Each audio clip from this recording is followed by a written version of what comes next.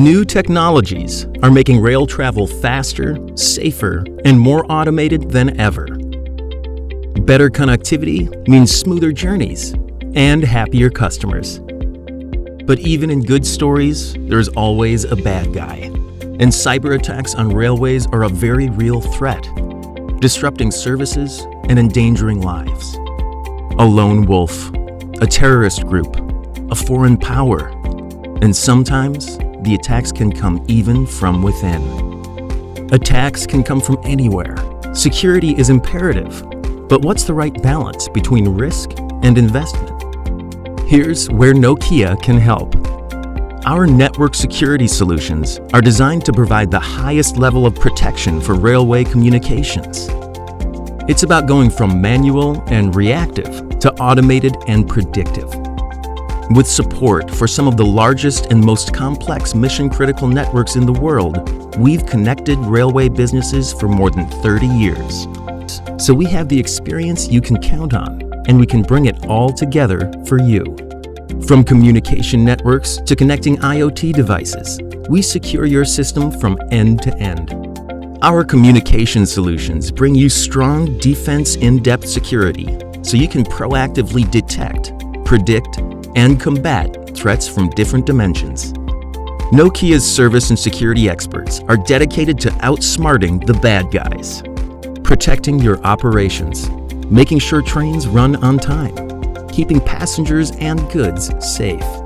Safety and security are part of our DNA, and we've built some of the best cybersecurity solutions on the planet.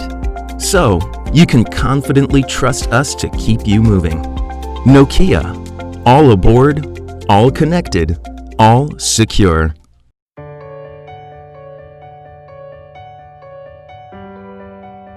Good morning, everyone. I am Vidya.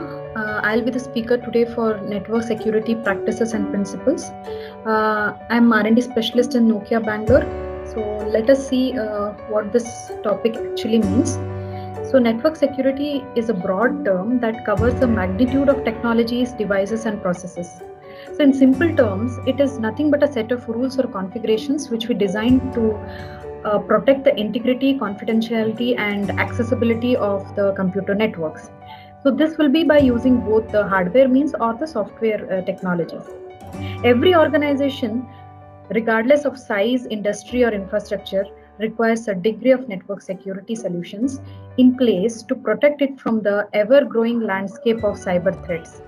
So we'll now see what are the steps which we can take to protect our organization confidential data. The agenda for today is we'll see how the current internet trend is. Then we'll see how vast or how complex our telecom network when it comes to security operations. Then we'll go a little bit in detail, like how do we harden the operating system so that your system is more secure. Then we'll take one example of password protection, which everybody would be more interested to know what happens behind it. And then we'll see a firewall hardening concept as well. So let's go with the telecom network here. So whenever we have any telecom network, what does a customer expects? He always wants to have all-time availability of the network so that we don't get any network glitches or none of our work is halted. For that, we see that the availability is expected to be 99.99%. Here we don't mention 100% because there is no ideal process or ideal working condition which is available. So everything has some or the other unforeseen issues or uncontrollable issues. So that's why we always try to maximize the availability, that is 99.9%. Next, we see that the real-time resource allocation should be available. So whenever there is any new customer being added to the network, so the resource allocation should be very smooth and spontaneous. Hence, the real-time allocation should be provided by the telecom operator. Same comes when we see the scalability option or the quality of service. So whenever any amount of new customers or new data is being added, we shouldn't see any drop in the quality. It should be as expected, and the scalability should be able to be handled by the network. So seeing all these criteria, there also a major concern is security. So if our telecom network is very vast and handling huge number of customer base, if the network is not secure, this poses a great threat when we see that if some hacker or some data is being stolen, it is a threat to all the users across the network. What does a security engineer do to tackle this day-to-day errors or hacking which comes, or some virus or trojans which comes to the network? So let us see a short video which will depict how does IT security handle this day-to-day scenarios in the telecom network.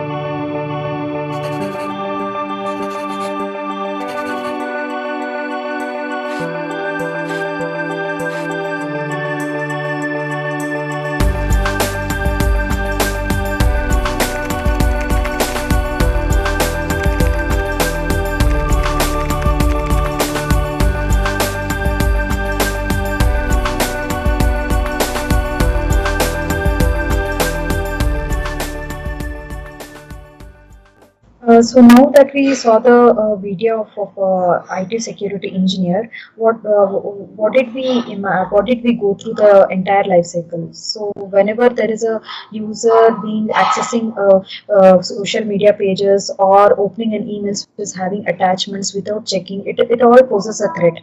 We shouldn't blindly go through all the emails or open the emails which might be a hacker might have sent to absorb the data in your network. So we need to be very careful. So in the next slides, we'll be seeing how we can tackle those.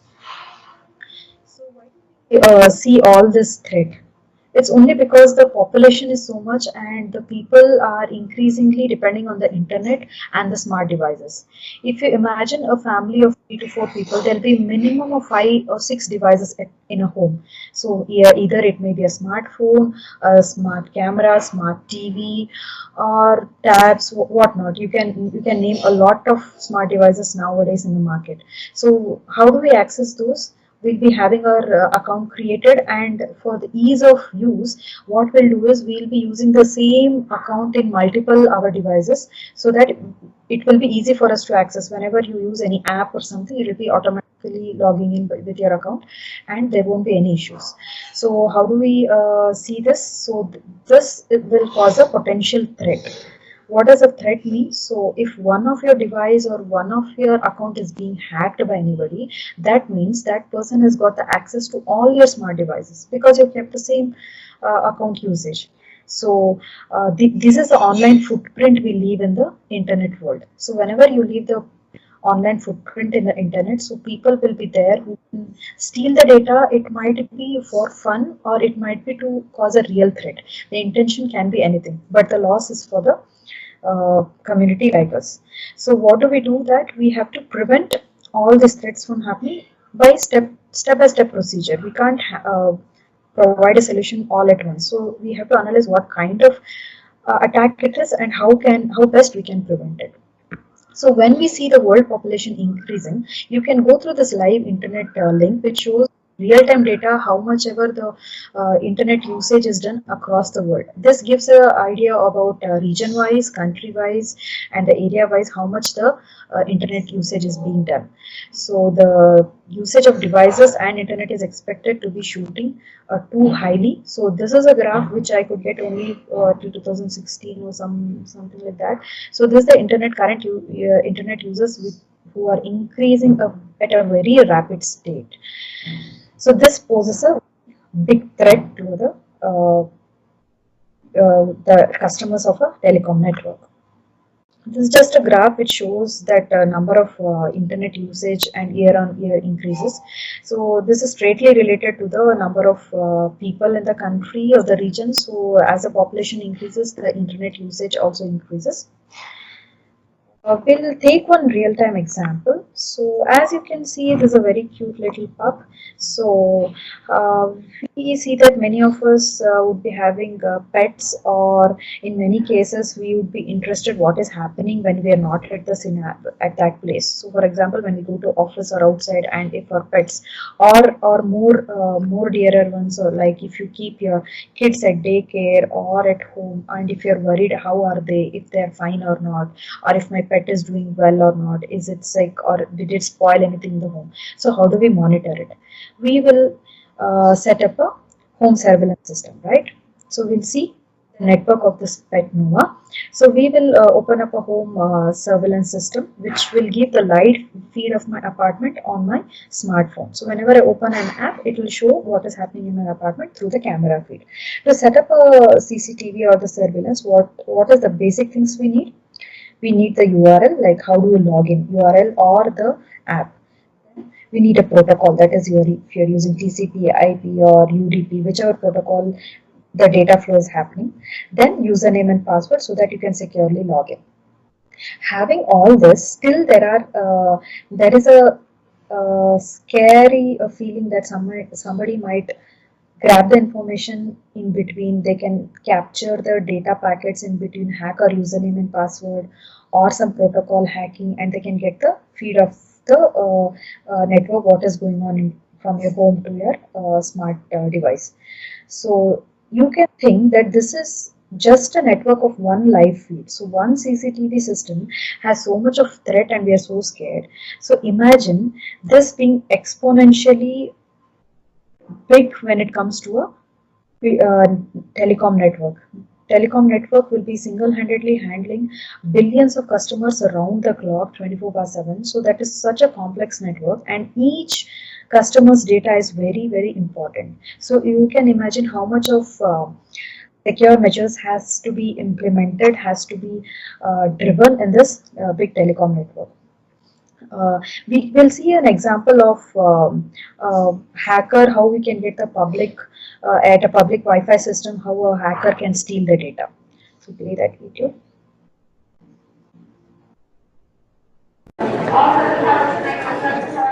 Inside Terminal 5 at the Los Angeles International Airport, dozens of people are on their computers. Gregory Evans is a former hacker whose resume includes 2 years in federal prison. We were doing almost $1 million, if not more, a week against some of the biggest corporations in the world. We set up in a corner of the terminal so that Evans, who now owns a cybersecurity company, could show us just how vulnerable people are to hackers. I will go and set up a fake Wi-Fi and watch everybody connect to it. And once they connect to it and they start surfing the internet, now what I'll do is just grab all their traffic. We launched a fake network named LAX Free Wi-Fi. Within minutes, people started connecting to it. Evans then showed us how a hacker can record everything off a computer that joined our network by tracking what I was doing on my laptop. So if they go to their bank, it'll grab all their banking information. If they go to their Facebook, it'll grab all that, their Twitter accounts. If they're writing love letters, I can grab all of that. Or, Evans says even worse, if a hacker has enough time, spyware can be installed, which stays with the victim. You get on the plane, you go to one country, I go to another. But everything that you do, as long as you have that computer, is going to be emailed back to me. During our experiment, we stumbled across what appeared to be a real hacker at work. Along with our fake network, there was another one called Free Public Wi-Fi. Airport administrators told us T-Mobile is the only authorized Wi-Fi provider. So you think that there could be a hacker here right now? That's correct. Catching and prosecuting a hacker, especially at an airport, is extremely difficult. E.J. Hilbert is a retired FBI agent who specialized in cybercrime. It's virtually impossible to catch them. Law enforcement's aware of this, and there's always the next piece. You steal the cards, you steal the information, you got to use them somewhere. And that's when you start getting the real investigations going. Experts say there are a few things you can do to protect yourself. If you're at an airport or a public spot, find out who the Wi-Fi provider is and use that. If it costs some money, pay the money. They also say change your password every now and then and use different passwords for different accounts. Another tip, turn your computer off when you're not using it. And if you do go online using a public Wi-Fi, keep in mind that someone may be watching you. You don't know if you're getting on a true Wi-Fi or you're connecting to some hacker's network. Like, you don't know if you're connecting to me or if you're really connecting to the airport. Ted Rollins, CNN, Los Angeles. Now that you saw the video that how a public Wi-Fi set up by a hacker just for fun or intentionally to grab some important data, how easily people fall in prey to release the sensitive data without their knowledge. So what best we can do is we should never use any publicly available Wi-Fi which anybody can post it. So we have to verify if it is from a legitimate partner, which the airport or the public place or a hotel or restaurant where you sit in, or there will be nameplates, pamphlets. Please refer to that and log in only to such networks. If it asks to pay and use, if it is a nominal pay, it is much better than losing your data. It is always safe and not to be sorry later. When we see so many of threats are available, there also comes a thought that how do we detect these vulnerabilities before, so that we can make it secure before you fall into such traps. So the famous tools which are available worldwide and many of the telecom operators or many of the software companies use are these. I've listed only these. There are a lot many things when you Google, but these are the basic and very easy to use, and it will give you a full vulnerability list in a very explained manner. So Nessus, Nmap, Acunetics, BOP and Codenomicon. These are the tools available. So first, Nessus and Nmap give us the port related any threats or the operating system if some settings are not proper and there are some loopholes, it will do that. Acunetics, BOP and Codenomicon are more related to the web application vulnerability tools. So wherever there is any web tools and people try to access their mouse clicks or the cache or cookie information, everything, if there is some security threats present, so it will detect and give us the results. So we'll see how this life cycle happens through all these tools. So what we do in a company like we will see that whenever we have any product being released, software being released, it has to go through this vulnerability management lifecycle. So we'll run the security tool on this product. So we'll verify whether our product is secure or not. We'll verify here. Then we will see that the tool discovers lot of threats or vulnerabilities present. Once it discovers, when it discovers the threats, we need to prioritize which are the most immediate or the critical way to fix it. So, for example, many might the critical ones might be the database management, wherein all the user or customer subscribers data is present. So, such cases becomes very critical. So, we have to prioritize which is the most, which we have to fix it right now, and we assess the threat. how much the threat is there and what you can do about it, and what is the danger what we are seeing by the threat. Then we make a report that this so and so is the threat available in system in this particular layer of the software, and provide a report to the security vulnerability management team. Then remediate. Remediate is the one wherein we try to build up a solution or the fix for this problem. Whenever you fix this problem, provide the fix and document it, that doing what steps or implementing what steps we can get rid of this threat, and apply that the solution to the system so that we don't at all. So in this one cycle, we saw that one threat or a series of related threats can be remediated by a solution. But how do we verify if this is fixed or not? We have to rerun the software by the same tool and see that in the discovered list of vulnerabilities, the same threat shouldn't appear again. If the threat doesn't appear again, that means that a particular solution has worked and the threat is solved. So this, like this, the life cycle happens repetitively, month or weekly or fortnightly, depending the products management cycle, and we have to see and fix all these issues on timely basis so that our software is very much secure. I hope you got an idea on how the life cycle of the vulnerability management works. Next we'll see how do we see security in the IoT applications. The IoT applications are by far very large in the market nowadays. Here we can see that IoT devices, for example, is maybe a heart pacemaker, or a self-driven car, or smart locks, or lighting systems. All these are also exposed to a lot of threat. If the attack happens, or if somebody has got the secret key code or the remote access to all these smart devices or IoT applications, you can imagine how far the threat, or it can damage one's life. For example, pacemaker, if somebody can get all information from his fitness device or something by the hacker, then he can disrupt the services to a very great extent that they can stop the pacemaker. And you can example the gravity of the threat here. Same happens when your smart door locks is hacked, or your lighting system is being breached, or smart car is being breached. It can create a greater threat to humanity.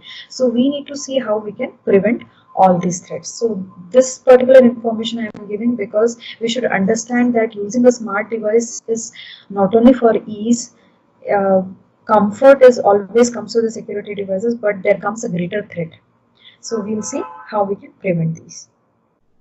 So this is a similar chain or the data percentage, how we are concerned and what are the concerns related to IoT devices. Whenever we took a survey globally, we have seen that 62% people are always worried or concerned about the privacy, and security is the next concern, and remaining all the things are a little bit lesser in the ratio, but still all these must be looked into. So whenever there is a security stages in IoT chain, so this is how it happens. So whenever we have devices, smart devices or the IoT devices, there comes connectivity area, then the platform being used and the applications being used and services being provided. So all these areas must be secured so that your device is always doesn't lose any data or cause any panic. We will see IoT approaches the security area in the IoT sessions later. So I'll just skip this slide so that we'll hear more of this in the IoT session.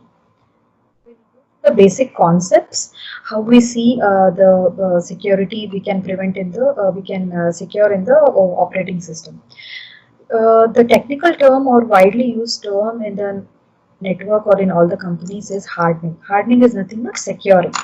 So come to the operating system concepts, there is we have to disable the unused ports, because according to your operating system use, there might be many ports open which are not being used. So we need to we'll see how we can prevent this in the next slides. Next is we have to give control access only for the authorized users.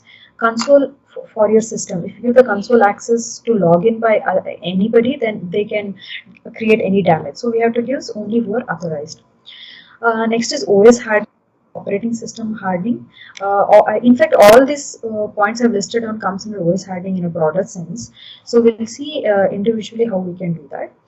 Then no world writable files. That means none of your files should be open with the right permissions, so that people shouldn't be able to edit the files. Next comes the file system security. We have huge files present in a Linux or Windows system. We'll talk more about a Linux system here, because you guys will be working on the programming or operating system more closer to the Linux, so that will be much relative. So etc password and etc shadow files are two very important or crucial files in our file system in Linux, wherein they have all the details of the passwords of the users. Either they might be masked by some cipher, so that will be present in etc shadow file.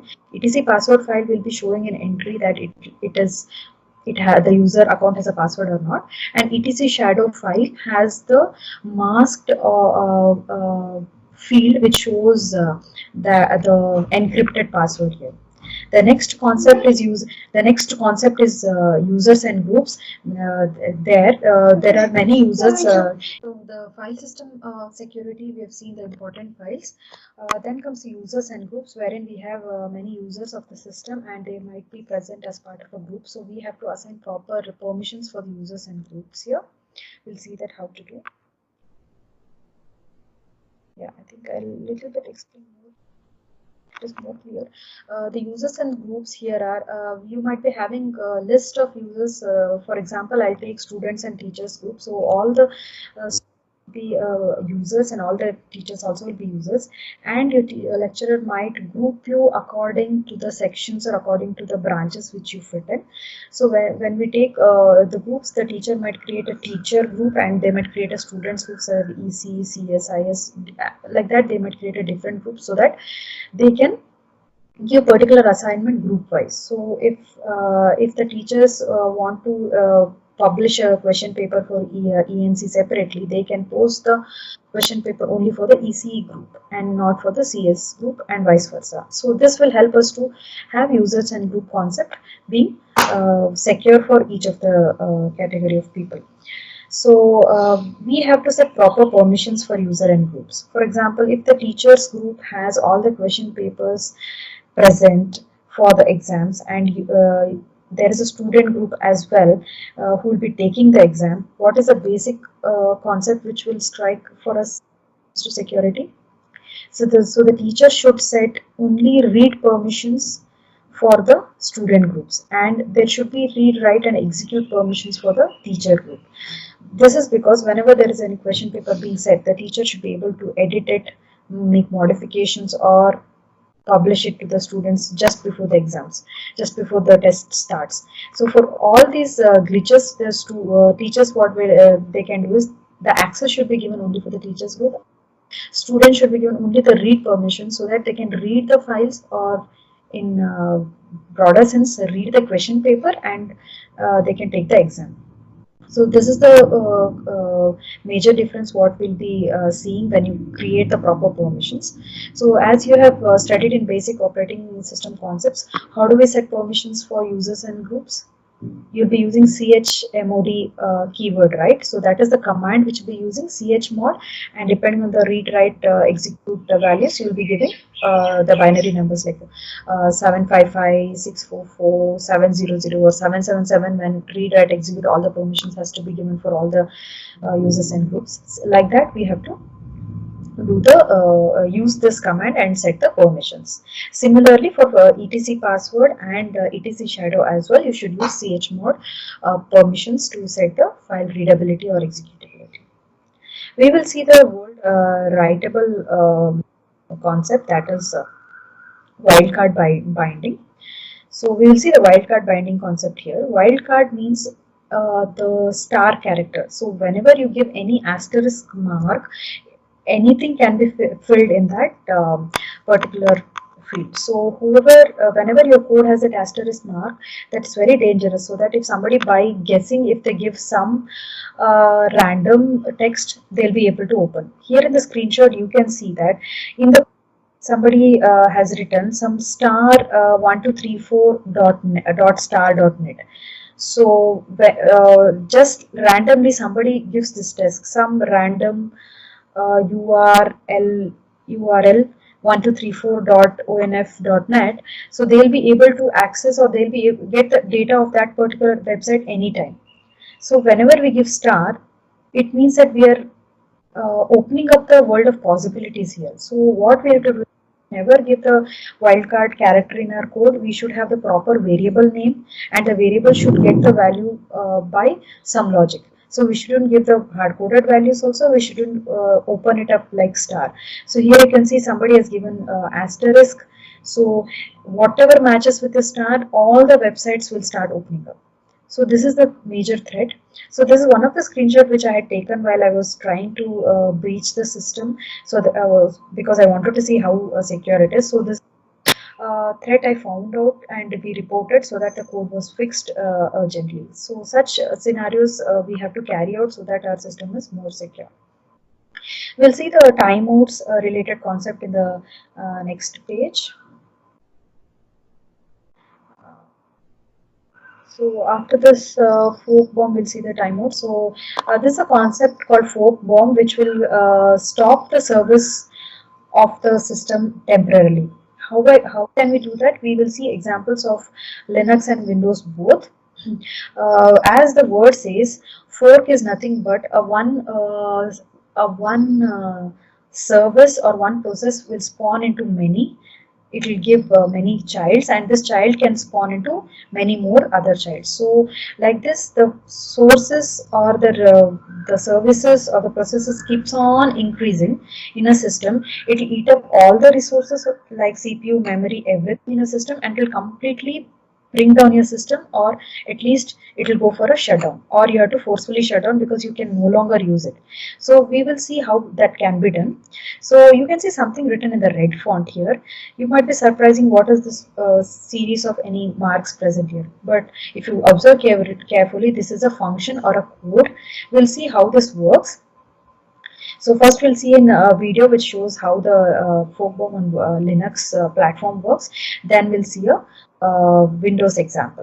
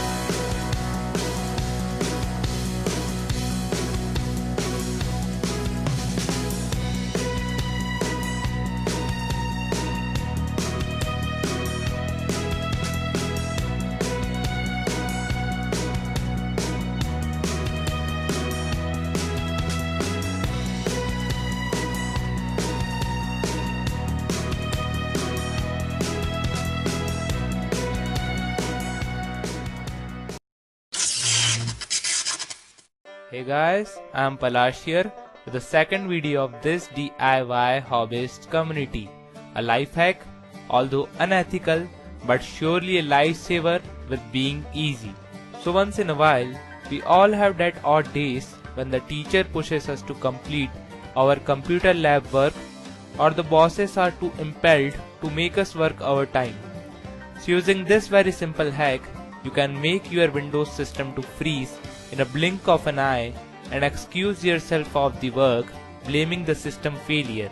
So yeah, we open the notepad and type the percentage sign followed by 0 and the vertical bar, and then again followed by the percentage sign and 0. That's it. Actually this code calls upon itself and keeps replicating itself to deplete available system resources and hence crashing the system due to resource starvation. Now we save the file by any name .bat under all files type. I am opening the task manager just to show the functionality of this small code. Now it is impossible to record the screen after this point as the system crashes within a minute after the bat file is executed. This is known as a fork bomb. Run the batch file and we can see how the CPU resource used suddenly shoots up and the command prompt displays the repetitive process and mentions that it tried to write into a non-existent pipeline. Force physical restart to get out of this hang, or restart and rerun the virus if your superior isn't satisfied with the system problem. Thanks for watching. Subscribe to stay updated.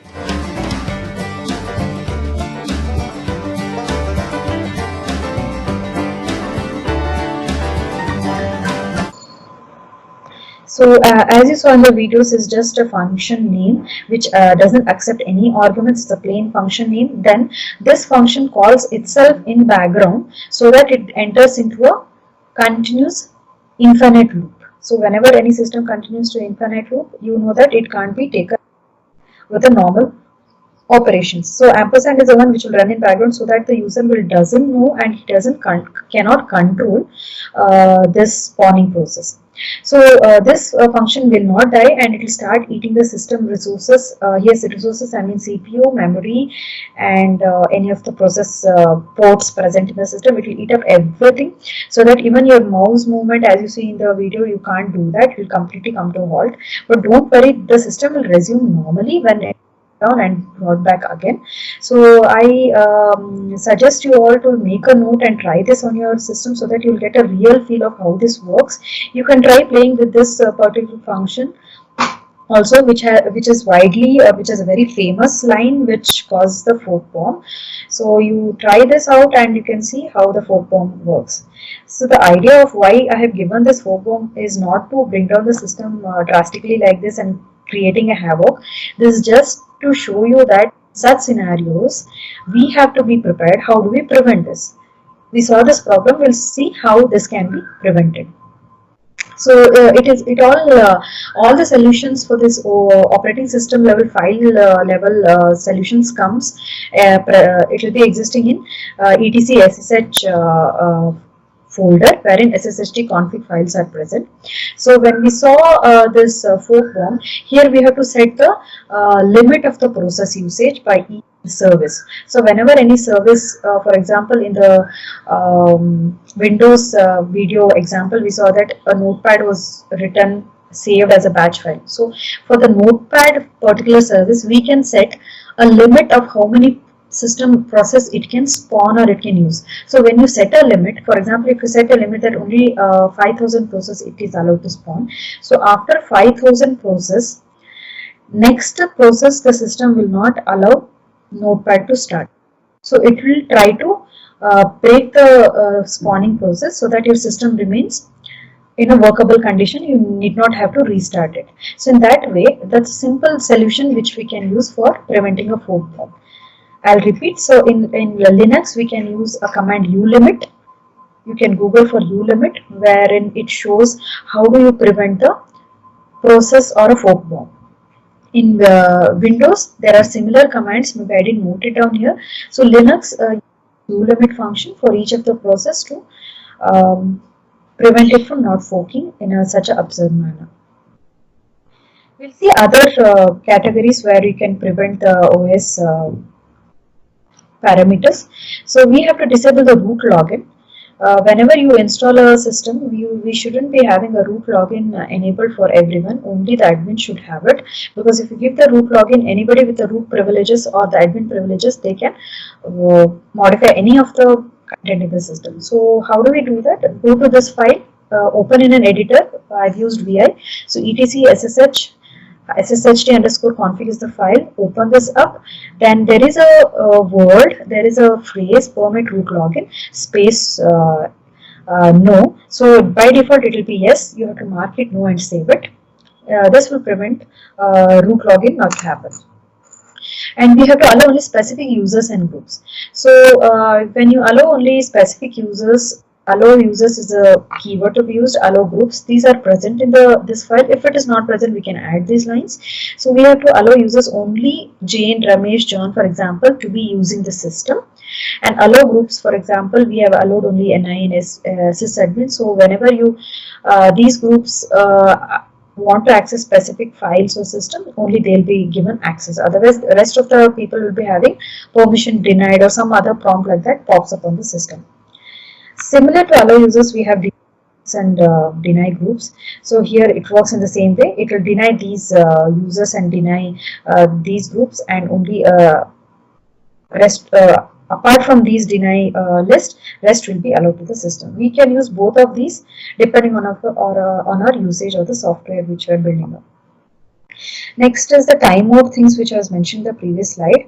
First is the login grace time.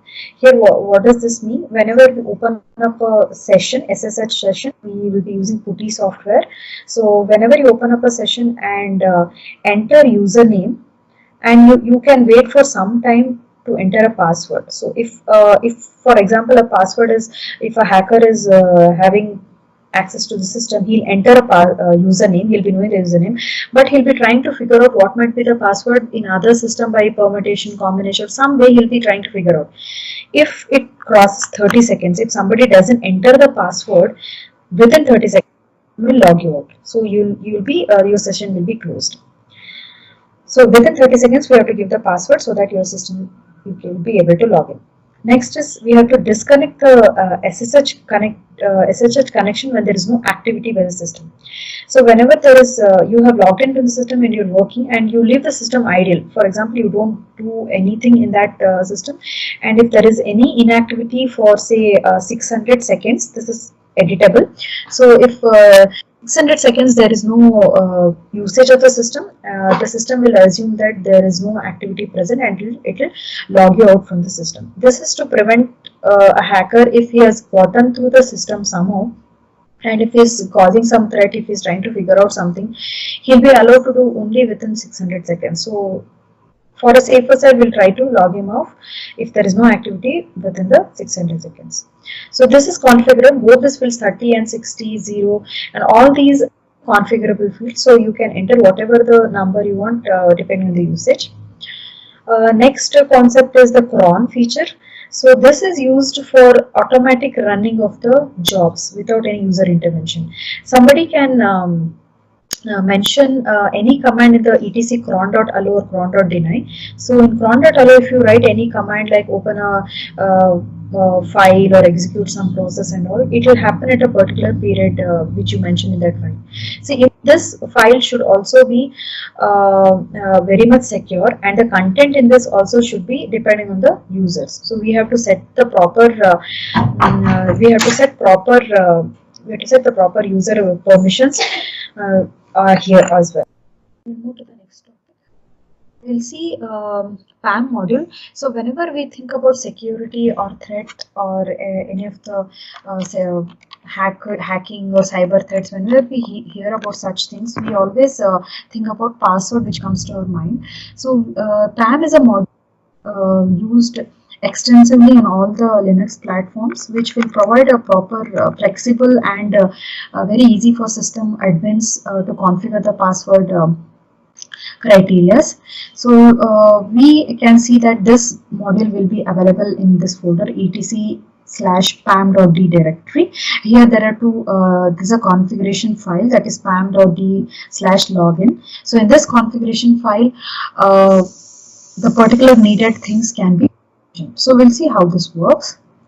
So this is the module. So here I'm mentioning the syntax. So we'll directly go to the example which is very easy.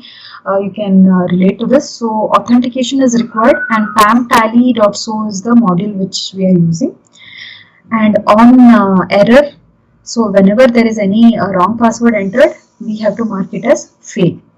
And deny means after 5 login attempts, if somebody enters a wrong password 5 times, we have to deny the entry for the system. And the unlock time. So whenever there is any wrong passwords given, for example, whenever you go to an ATM and enter a wrong PIN by mistake, and you'll enter for 3 times a wrong PIN, then your account gets temporarily locked. But after you go after 24 hours, it will be unlocked automatically. How is this done? So it's just a simple parameter here is unlock underscore time is equal to the value in seconds should be mentioned. So after so many seconds, the system will resume back and you can use the system. And there is also password length and strength, which you'll be seeing in any of the accounts when you log in or create an account like Gmail, Facebook, or any of the media. So it will ask you the strength. It will show a line showing from yellow to orange to green, how strong your password is, so that it is so much of difficulty is there for the user. Hacker, he can't get the password. So how is that? The module used here is pam underscore cracklib.so. Here all these parameters are present. Here retry is equal to 3. That means I explained in ATM you can, for example, you can try for 3 times, right? It won't allow after 3rd time. It won't allow for you to. So that is the parameter here. The next is min length. So minimum length is the total length of the password. So total character should be 6. So minimum it should be 6 and it can go beyond that. DI4, you can't use consecutively the characters more than 3 times in your password. Like for AABB, if you want to use it more times, you can't use more than 3 times in your password. So you can't give a password AAAA like that. So it has more than 3 times, right? So that is prevented. And L credit, U credit, D credit, O credit. So these all means that L means a lowercase character, U means uppercase, D means digit, O is other characters, that means special characters. Here the current example shows that it is okay not to have any lowercase characters here. U credit means it should have uppercase character 1 minimum. D credit means the digit, there should be 1 numeric field, and other character is 2. That means any 2 special characters must be there in the password. So having all these, the system will check whenever you enter a password new account or you enter your current password, it will try to see if it meets all these criteria, and if it's perfectly aligning, then it will allow for the login procedure to continue. There are also 3 other fields which is also needed. For example, it is present in etc login.defs file, definition file. So there are 3 fields are password, pass max days, min days, and warnage. Max days, as it is self-explanatory, it means that for how many maximum days can you have the same password. So for in a company like Nokia, we'll be having maximum days, 90 days is the limit which we can keep the password for our login. So it will be mentioned here in this file. So whenever any software or product you want to build in, there will be a user's login section as well. There this feature comes much into use. So max days we need to provide. Minimum days means till how many days you must keep the password, and after that you can change it. For example, you should have this password for minimum of 5 days. If you set it as 5, after 5th day you can change the password. And warnage is again related to the max days. So if you have set the password max days like 60 days, so warnage if you give 5, so at the 55th day the system will warn you that in another next 5 days your password is going to expire, please renew it. So it will be keep on warning you regarding the password expiry. Now that we saw all this, so we'll see a short video which will show in a public Wi-Fi how the hacking is done and how much secure your password is. We'll see that. You can have a look and then we'll continue the next slides.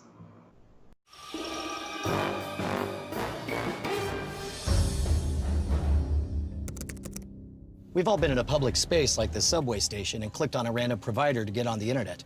If you do this, you risk giving an identity thief complete access to your mobile data. Social media, emails, even your passwords run the risk of being monitored and collected. I set up free Wi-Fi here, a hotspot that anyone can use. I'm a nice guy, just not that nice. I'm allowing people to access the internet through my connection, which routes all of their information through my PC, which means I can see everything, usernames, passwords, you name it. Bingo. At this point, I could do a lot of damage. Having secure internet passwords is one way to help keep your identity safe. Let's test your password skills for a moment. Which of the following password options would take the longest for a hacker to figure out? Is it Mitch68, CopyDR, K5JM?3, or Say My Name? The answer is Say My Name. When it comes to password strength, the length matters. Say My Name has 11 characters because the spaces count as symbols, and each additional symbol makes a password that much harder to hack. Now that you saw the example, I'm seeing whatever we explained the previous slide of about setting the parameter. This is the file which you, when you open in a Linux platform, it looks like default. All these parameters will be there. You can see that cracklibs.so is also here, wherein there is no values being set. We will see once it is set how does it look. You can see here cracklib.so is mentioned here, whatever we saw in the example, and there is pamtally.so you can set. So whenever you set and save this file, the password policy is applicable. So we have to make sure our passwords are very strong, but it is also convenient for you to remember so that the user himself shouldn't forget the password. So once we have this password policy very secure, we see that the basic entry to the system is good enough. So this is a basic entry for the system, wherein when you secure it, our system will not be prone to any hackers. The last today is firewall hardening. This is the physical security which we'll be doing for any product or a software. So this will cover the authentication, authorization, and accounting for the system. It also has the central log collection monitoring module here, and it also uses the secure protocols like SSH, SCP, etc. for the file transfers. And the basic concept, the technical term which we use for firewall is IP tables. Here I mentioned deny because you will be seeing how do we do that in the next slide. I'll be showing what this means. And we have to monitor the outbound traffic, that is what traffic goes out from your system to the outside world. And also we have to vulnerabilities testing, as we see in the starting initial slides how the vulnerabilities are tested. And log feature, that is all the logs should be recording should be on so that all the logs are saved. We'll see a short video here.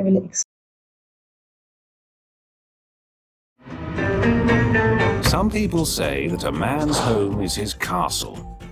Well, maybe a man or woman's home computer should also be their castle. Castles are well protected. One of the things that can protect your computer is called a firewall. This acts like a moat and drawbridge on a castle. It lets you decide what comes in and what goes out. Most of the time you want to let things in. But sometimes there may be things you don't recognize and you might want to keep them out.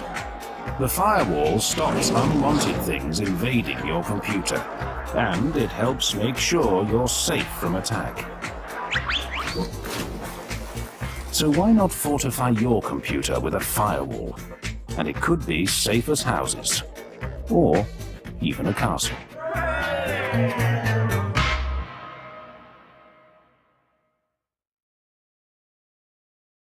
We saw how this firewall works, right? So whenever any unauthorized tool tries to get into the palace, the soldiers try to prevent it by putting a fire across the fences so that it won't come in. And whoever actually wants to come in, they'll provide a bridge so that only they can enter the system. So that is just an example, but how do we translate that to the technical world? So here is an example. You can have a look at this picture. So this is the outside internet world, that is your Google and or the open internet. Here, this is the company premises. So I mean, here is where all our work happens. So this is our servers, and I want some data to be communicated between this system to this system using this server here.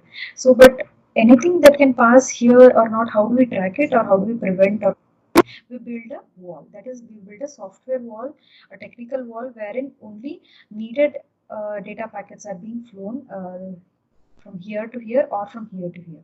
We will see that the technical term is IP tables. So whatever we write the commands. These are known as rules. So first rule is input chain. That means this, for example, we see that this is the source and this is the destination system. So this the input channel and this will be the output channel. So when we have to keep both input and output channels accept. That means it will accept all the data from all the sources or all the destinations. So first we have to keep these two open. Then we'll try to add the rules, who has to particularly enter the system. Then we'll close the IP tables, that means the input and output channels, so that only talk to each other, but rest all will be dropped.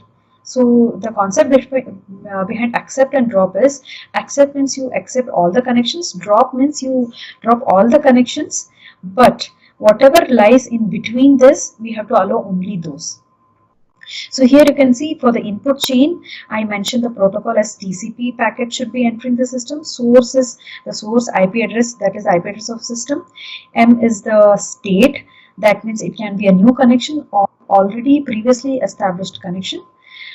Minus J is to mention which channel it is, that is what we have to do with the channel, that is accept. So you allow or take the data packets only from this source address. So this particular thing will accept only the from the source, which is this system. It will only from this IP address this system will accept. Next is the output chain, that is whatever goes travels from the output chain back to the, it should be accepted. That means it should be allowed. It might be a new connection or established. So both for the input and output chain, we have to define this rule.